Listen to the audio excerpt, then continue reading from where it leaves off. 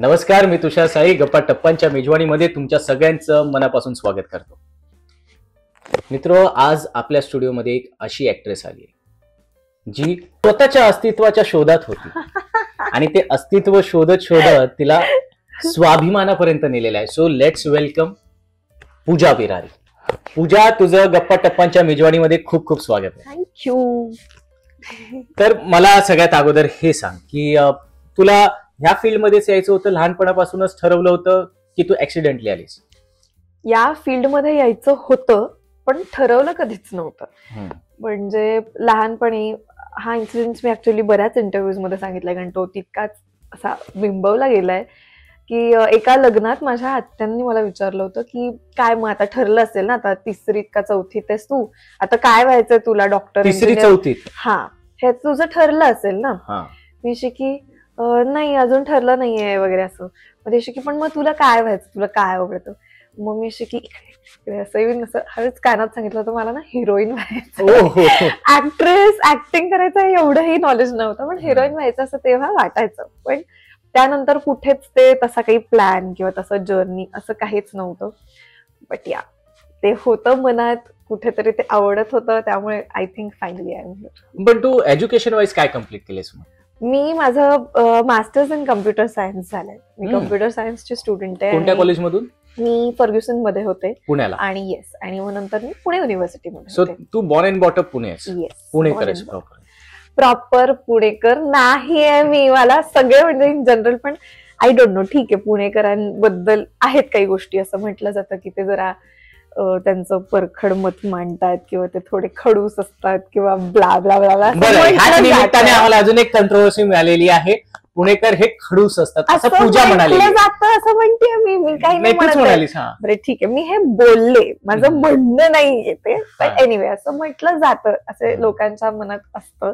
आणि त्याच कारणामुळे मी सेट्सवर जाताना किंवा मी कोणाला भेटलं आणि कोणाला कळलं की हा मी पुण्याचे वगैरे, की अशी की अरे बापरे ही पुण्याचे, आणि जे काही असं एक थोडस साईडला असं, आय डोंट नो वाय, पण मी पुणेकर आहे, पण मी अशी टिपिकल पुणेकर नाही. तुझं गाव कोणतं आहे मग? मी पुण्याचीच, म्हणजे माझ्या बाबांचा जन्म पण पुण्याचा आहे, आणि तसं अगदीच आमचं गाव म्हणजे तर नाशिकच्या पुढे आहे. ते कोणतं? अस्खेडा म्हणून आमचं गाव आहे. ओके. पण तिथे आता अर्थात कोणीच नसतं. बरं, मग तू कॉलेजमध्ये असताना कधी एकांकिका वगैरे करायचीस की? येस, मी मला आठवतंय 2 जानेवारी 2018 ला मी पहिलं ऑडिशन आपलं, मी फर्ग्युसन असल्या कारणामुळे मला असं होतं की आपण जरी सायन्स स्टुडंट असलो तरी आपण निदान फिरोदियामध्ये किंवा पुरुषोत्तम या कुठल्या तरी करंडकात भाग घ्यावा, बॅकस्टेज का असे ना, किंवा काहीतरी त्यात करावं, कारण अर्थात मी जसं म्हटलं आतून ती आवड होती मला. म्हणून मला आठवतंय 2 जानेवारीला ऑडिशन्स असतात, तेव्हा मी गेले होते आणि इट डिडंट वर्क वेल, म्हणजे ते काही झालं नाही. आणि ते ऑडिशन एकांकिका स्पर्धेसाठी होतं? स्पर्धेसाठी असं नाही, पण इन जनरल कल्चरल ग्रुपमध्ये, क्लबमध्ये तुम्हाला जर पार्टिसिपेट करायचं असेल तरच ते ऑडिशन होतं. काही गोष्टी केल्या होत्या, कारण अर्थात माझा मेन फोकस माझा अभ्यास होता, आणि घरच्यांकडून हे खूप होतं की या गोष्टी हॉबी म्हणूनच जोपासाव्यात, त्याच्यामध्ये फार वेळ करायचा नाही. हा, म्हणजे करिअर हा प्रश्नच नव्हता. त्यांचं म्हणणं होतं की नाही, आपण आपला जो वेळ आहे तो व्यवस्थित आपण सेग्रिगेट करायला हवा, आणि मग ह्याच्यात तू फार वेळ द्यायला लागलीस तर मग तू अभ्यासात मागे पडशील. त्यामुळे ते तू थोडं हॉबी म्हणूनच ठेव. कला आहे ठीक आहे, पण तुझा मेन फोकस इथे अभ्यासाकडे असू दे, एवढंच होतं त्यांचं. वेराज कधीच त्यांचा या करिअरकडे कधीच असा विरोध नव्हता, पण करिअर म्हणून त्याच्याकडे बघणंच नव्हतं. हा, म्हणजे असं पर्स्पेक्टिव्हच नव्हता, कारण आमच्याकडे कोणीच नाहीये त्याच्यामध्ये. आणि मी पण जसं तुला म्हटलं की मी आता लहान असतानाही मला तितकं कळत होतं की हे कदाचित एक्सेप्टेबल नाहीये माझ्या फॅमिलीमध्ये, किंवा कोणी त्याबद्दल फार बोलत नाही, म्हणून तेव्हा पण तिसरीत असताना पण मी ती गोष्ट जाऊन कानात सांगत होते. हे मला नंतर आता शेवटी म्हणतात ना, पाळण्यात नाही, बाळाचे पाय पाळण्यात दिसतात. ठीक आहे, पाळण्यात नव्हती, पण एक ते जी कला होती त्याचे तरी पाय पाळण्यात दिसत होते. येस येस, सो ते तसं होतं. आणि मग नंतर जेव्हा ऑपॉर्च्युनिटीज येत गेल्या त्यानंतर पण आई वडिलांनी कधी विरोध नाही केला त्याचा, पण they were always there to guide me की बघ, नीट आत्ताचा विचार कर, तू करतेस मास्टर्स ऑलरेडी, चांगले आहेत, आणि मग जॉब करायचा आहे असं. आणि एक त्यांचं होतं की you lack stability in this career, तर त्याचं जे काही आहे ते त्याचा विचार तू कर आणि तू ते करतो. दे वर नेव्हर अपोजिंग इट, बट ते खूप अपफ्रंट होते त्याबद्दल की ह्या गोष्टी आहेत आणि यातल्या काही काही गोष्टी आम्हालाही मान्य नाहीये. सो त्याचा पण तू विचार कर आणि यू डिसाईड. मग सगळ्यात आधी तू काय केलं होतंस? मग फिल्म केली होतीस की नाटक केलं होतंस की डायरेक्ट सिरियल केली होतीस? तसं मी कॉलेजमध्ये असताना जसं मी म्हटलं की मी प्रायोगिक नाटकात भाग घ्यायचे माझ्या अकॅडमिक्स सोबत. सो तिथून थोडी सुरुवात झाली होती. आणि मग नंतर कॉलेजमध्ये असताना थोडं मी अजून मॉडेलिंग कडे होते. मग मी पॅजेंट्रीज करायचे. मी मिस पुणेमध्ये पार्टिसिपेट कर तसं ते झालं होतं. आणि मग त्यानंतर मी एक कोर्स केला होता थिएटरसाठी आणि मग तिथून मला मूवीसाठी एकदा विचारलं होतं. So that was in my third year, in my last year. म्हणजे हा प्रवास एक फर्स्ट इयर पासून असं सुरू. आणि मग लास्ट इयरला मला ते ऑडिशन आलं होतं आणि मी गेले होते. That was the first time I was upfront about it की मला असं काहीतरी करायचं. आता ही गोष्ट खूप मोठी होती आणि त्याच्या ऑडिशनसाठी कोल्हापूरला जायचं होतं मला आणि ती फिल्म तिकडे शूट होणार होती वगैरे. मग घरी तू जाताना सांगून गेली होतीस की मी ऑडिशन द्यायला जाते की मी घरच्यांनाच घेऊन जात होते आणि मी कधीच खोटं बोलले नाहीये, त्यामुळे मला असं ते जमणार नव्हतं. आणि एकटीने पहिलं होतं ते सगळं, त्यामुळे एक भीती अर्थात माझ्याही मनात होती की असं काहीतरी आहे आणि येतंय आणि ते कितपत होणार आहे माहित नाही, पण ते लांब आहे म्हणून विचारावं लागणार आहे. पुण्यात असतं तर मी सांगितलं असतं की हा एक असं ऑडिशन आहे आणि मी जाऊन देऊन येते, पण हे लांब असल्यामुळे आणि त्यांचं ऑलमोस्ट फायनलाइज होण्यावर होतं म्हणून मी घेऊन गेले होते कन्व्हिन्स करून. तेव्हाही बाबांचं म्हणणं होतं की तिथे आपल्याला तिकडे जायचंच नाहीये, तर मग तिकडे अजून त्या गोष्टींमध्येच पडायचं नाहीये, फिल्म्स आणि ह्याच्यामध्ये पडायचं नाही, तर वाय आर यू डुईंग दिस? एवढं जाणार ऑडिशन देणार आणि मग नंतर नाही म्हणणार वगैरे. डोंट. बट एनी हाऊ ते झाले कन्व्हिन्स, तेच घेऊन गेले, मी ऑडिशन दिलं आणि I have done a film. आणि मग त्यानंतर म्हणजे पहिलंच ऑडिशन क्लिअर करून तू फिल्म केली? हो. म्हणजे कोणती फिल्म होती? ती बाजिंदा म्हणून मूवी होती जी लास्ट इयर आता रिलीज वर पण होती, पण समहाऊ इट डिडंट वर्क आणि त्याचा पोस्टपोन झाली रिलीज डेट. पण ती फिल्म होती. आणि मग त्यानंतर मी सकाळ ब्युटी ऑफ महाराष्ट्रची विनर होते. ती पण एक मिस महाराष्ट्र म्हणून पॅजेंट आहे. तर त्या विनर झाल्यानंतर I got a first actual break in a TV serial जी झी युवावर होती आणि तिचं नाव साजना होतं. So that was like a first huge break for me. मग ते डायरेक्ट विदाउट ऑडिशन डायरेक्टली त्यांनी तुला तिथे मी ऑडिशन दिलं होतं. मी 3 वेळा ऑडिशन्सला येऊन गेले होते मुंबईमध्ये.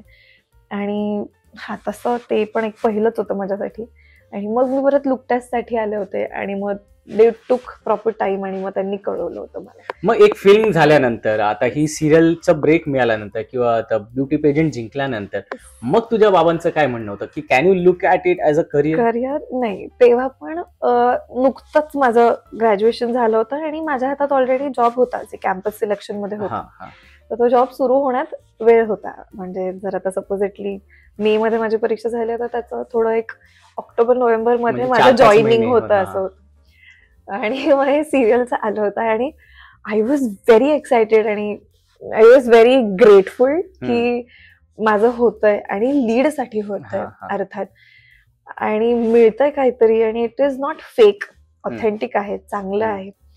त्यामुळे मी खरंच एक्सायटेड होते आणि मी विचारण्यापेक्षा I was on a note की माझं झालंय आणि मी जाते. इतकी असा टाइम आला होता की आता मी तुमचं ऐकणार नाही, असं नाही. ती एक्साइटमेंट होतीये की वाव, जे आवडतंय ते म्हणतात ना, ते मिळालं, एखादं खेळणं आपल्याला आवडत असतं आणि ते मिळालंय आपल्याला, असं ते तसं झालं होतं. आणि मग ऍक्च्युली तेव्हा मीही कम्प्लिटली विचारलं नाही आणि त्यांनीही कम्प्लिटली नाही म्हटलं नाही. अर्थात मी सांगताना याच टोन मध्ये होते की असं असं काहीतरी आहे आणि असं असं काहीतरी झालेलं आहे, तर माझं सिलेक्शन झालंय, तर I am willing to go, अशा ह्याच्यात होतं. तो ते मी सांगणार होतं, पण ते एक थोडं त्यांचा कन्सल्ट घेण्यामागे पण मी होते की असं आहे.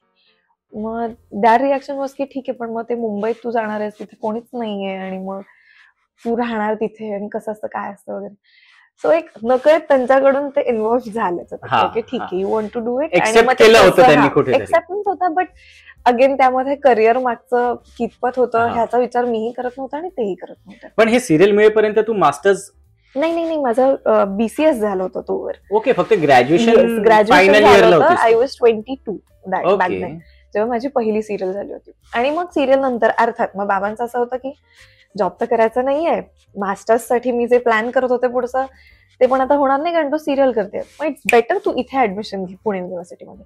आणि मग मला असं झालं की बाबा मी आत्ता सिरियल करते आणि आत्ता कुठे मला कळायला लागल्यात गोष्टी आणि मला वेळ नाही मिळणार आहे, मी कसं फुल टाइम जॉईन करणार वगैरे.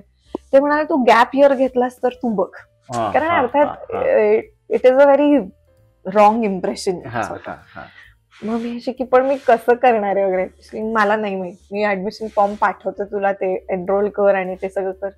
मग मी जेवढ्या गोष्टी डिस्टन्स मध्ये होत होत्या ते पुण्यामध्ये आणि मी मुंबईमध्ये एवढं मी ते केलं. मला मी प्रॅक्टिकल्स ऑनलाईन वगैरे अटेंड करायचे, बाबा मला नोट्स पाठवायचे माझ्या मैत्रिणीकडून घेऊन, त्या वे मध्ये त्यांनी खूप सपोर्ट केला मला. असाइनमेंट्स पाठवणं, ते जे पेजेस असतात कॉलेजचे पेजेस ज्याच्यावर ते लिहिले जातात ते दर महिन्याला माझ्यासाठी घेऊन यायचे की ते तुला लिहिण्यासाठी वगैरे.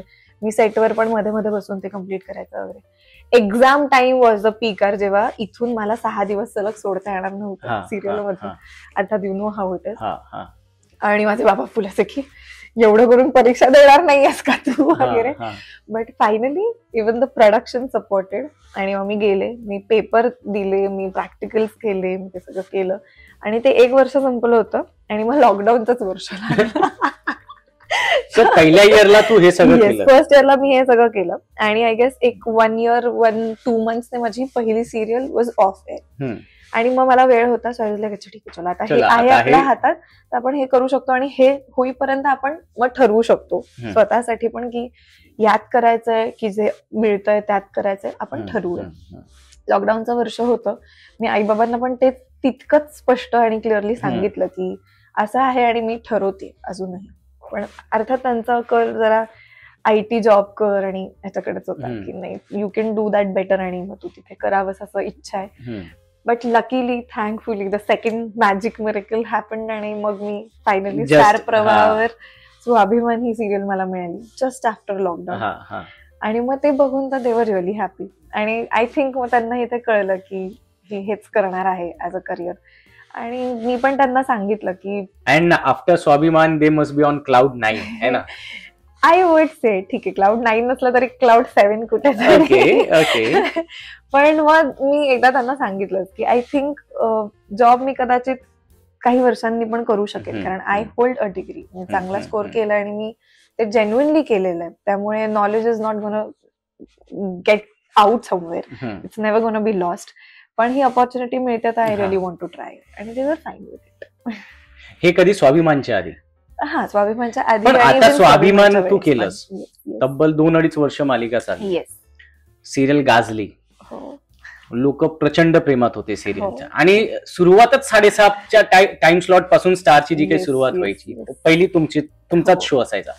तर हा शो झाल्यानंतर आता काय त्यांचं म्हणणं आहे की आता तू फुल टाइम ह्याच्यात कर, तुला जितका हवा तितका तू वेळ घे? ते बिंग पेरेंट्स हे असं मला नाही वाटत कधीच शब्दात मला सांगतील असं, पण त्यांचा सपोर्ट आणि they are gestures play it all. म्हणजे त्यावरून खूप क्लिअरली कळतं की yes they are here to support me. कारण माझ्या सगळ्या ऑडिशन्स माझी आई आणि माझी ताई शूट करते आणि त्यांची पण तितकीच इन्व्हॉल्वमेंट असते त्यामध्ये. म्हणजे बऱ्याचदा असं होतं की टेक झाला की की मी विचार करत असते की हा इथे होतं का, मला की नाही झालं हे, परत तू परत कर. Yes yes so they are there आणि they are here to support me. So I think now they are. तुला कसं वाटतंय आता?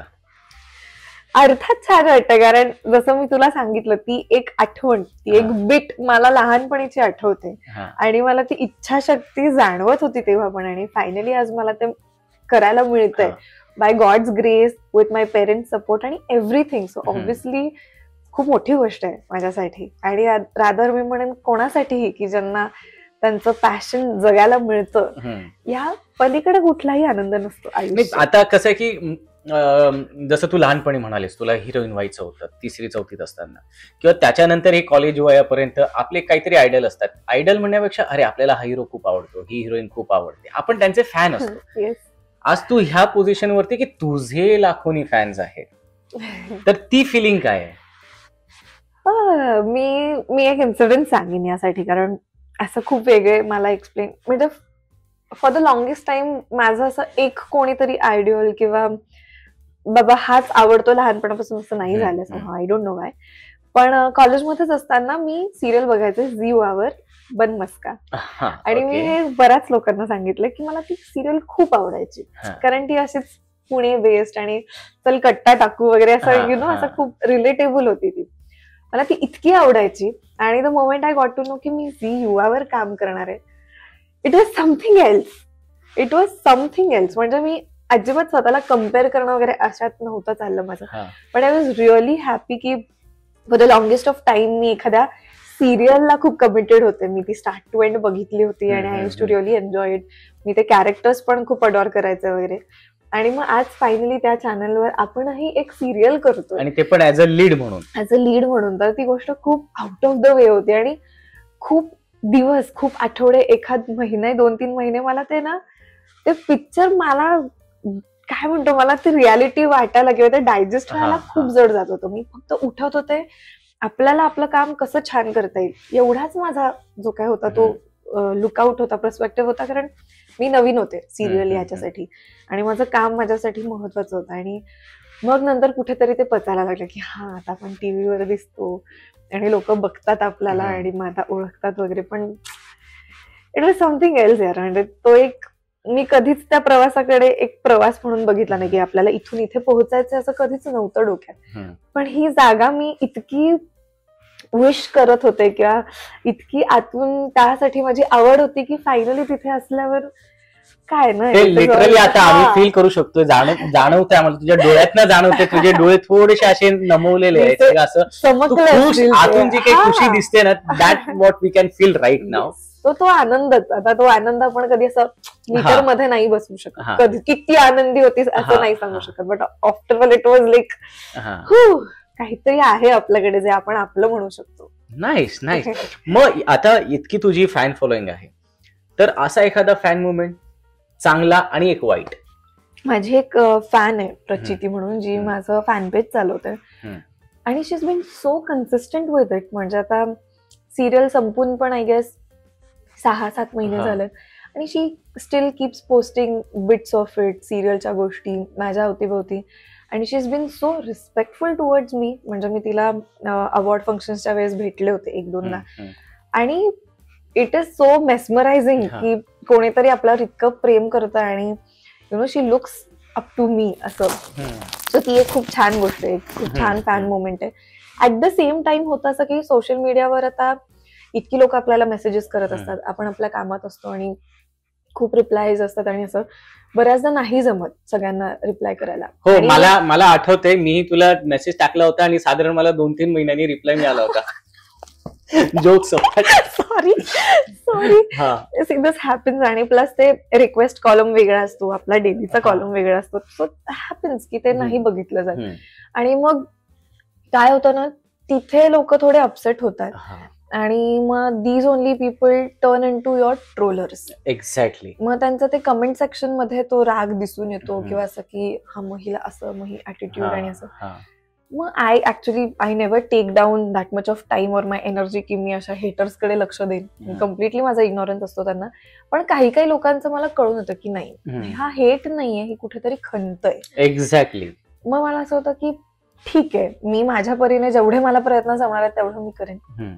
पण हा एक वाईट अनुभव मी म्हणेन की बिंग अ सेलेब किंवा जे फॅन्स आहेत त्यांच्याबद्दलचा एक स्ट्रगल. आपल्या इंडस्ट्रीमध्ये असे बरेचसे आर्टिस्ट आहेत किंवा जसं तू म्हणालीस लहानपणी तू हिरोईन व्हायचं होतं, अशी बरीचशी मंडळी आहे ज्यांना आपल्या इंडस्ट्रीत यायचंय, काम करायचंय, त्यांना तू काय मेसेज देशील? सो त्यांना मी खरंच काय सांगू, मी बरेच लोक मलाही भेटतात की आम्हाला पण ट्राय करायचं, प्लीज आम्हाला गाईड कर वगैरे. सो जसं मी सांगितलं, माझाच प्रवास खूप असा आहे ज्यामध्ये I would say 30 to 40% God's grace, thankfully luck हा गोष्ट ही माझ्यासाठी खूप चांगली वर्क झाली. सेकंडली अर्थात तुमचं हार्डवर्क आहे, तुम्ही तुम्ही पाच आणि वेज शोधता की तिथपर्यंत कसं पोहोचावं. आता प्रत्येकासाठी तो वे वेगळा असू शकतो. मी पुण्यात होते, मी कल्चरल थ्रू जाण्याचा प्रयत्न करत होते, मी मॉडेलिंग केलं, पॅजेंट्री केलं, मी हे ते वगैरे असं. सो यू सर्च की तुमच्यासाठी काय वे आहे. कारण माझ्याकडेही 0 कॉन्टॅक्ट होते. Somehow it happened for me आणि I am really grateful it happened. I wish you the best की तुमच्यासाठी पण ते व्हावं आणि एक दिवस आपणही इंडस्ट्रीत भेटावं आणि एकत्र काम करावं.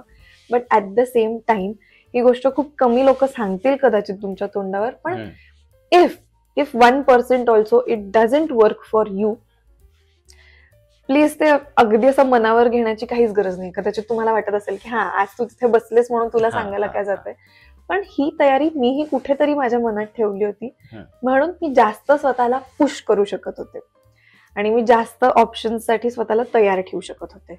आणि that brought a very wide maturity in my work also, की मी हे प्रोफेशन म्हणून बघत होते फक्त, की if this doesn't work I have something else असं.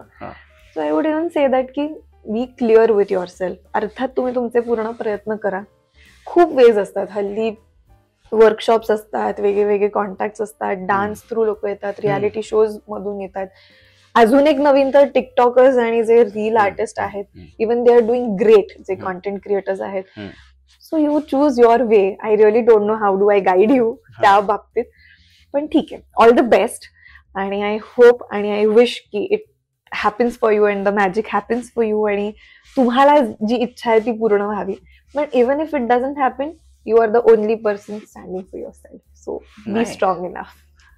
खरंच तू खूप इम्पॉर्टंट, खूप डिटेल मध्ये सांगितलं, खूप छान तू मेसेज दिलेला आहेस आणि आपल्या प्रेक्षकांना तो नक्कीच आवडेल आणि म्हणजे त्यांना तो रुजेल सुद्धा. तर पण आमची सदिच्छा अशीच आहे की तुला लवकरात लवकर छान काम हो, तू आम्हाला परत पडद्यावर परत दिसो आणि तुझे जे काही फॅन्स जे हिरमुसले, जे नाराज झाले ते त्यांना तू परत स्क्रीनवर दिसावं. ह्याच सदिच्छांसोबत आम्ही तुला बेस्ट ऑफ लक सांगतो.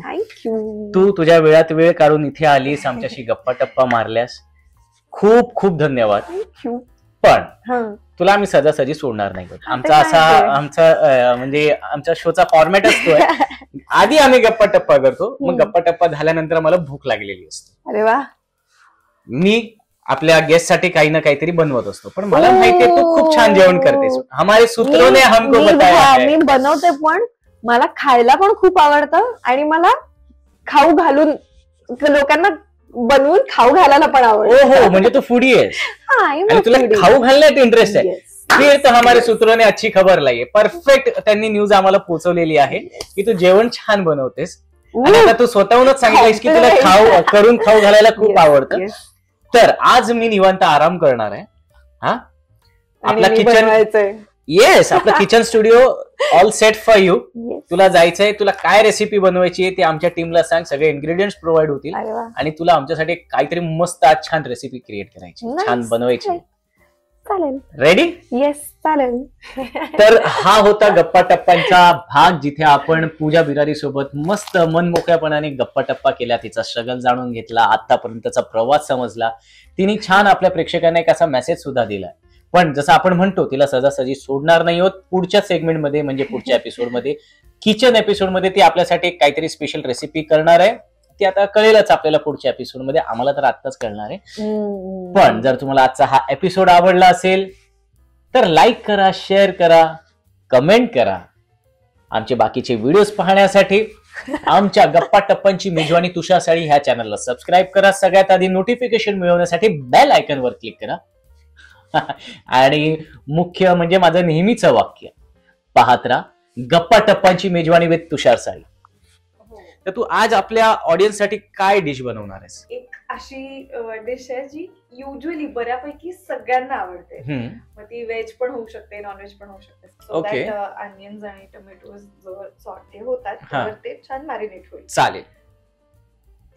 किती गोड गोड असतात ना गोष्टी आपल्या घरातल्या. एक्झॅक्टली. तुझी डाएटची परिभाषा काय बेसिकली? हा, मी नॉनव्हेज खाते, पण माझा कल थोडा व्हेजिटेरियन गोष्टींकडेच असतो. मग तुला खाण्यात काय काय गोष्टी आवडतात? पाणीपुरी सगळ्यात पहिले. आज पाणीपुरी इट्स ओके, म्हणजे त्याच्याने मला असं वाटत नाही की काही वजन वगैरे कोणाचं वाढत असेल. म्हणून मी खूप लोकांना सांगत असते की पाणीपुरी खूप हेल्दी आहे.